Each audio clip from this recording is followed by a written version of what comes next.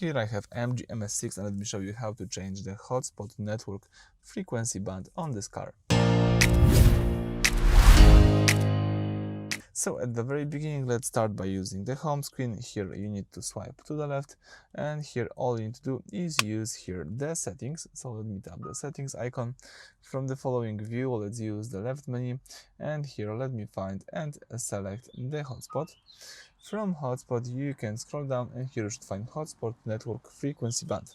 So this settings lets you choose the broadcast speed of your car's Wi-Fi signal. Selecting 2.4 GHz offers a wider coverage range but slower speed, which is great for older devices. Selecting 5 GHz, which is currently selected, provides much faster internet speeds and a clean connection for modern smartphone and streaming tablets.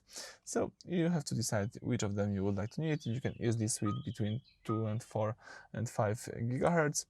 And that's it. Thank you for watching. Please subscribe to our channel and leave thumbs up.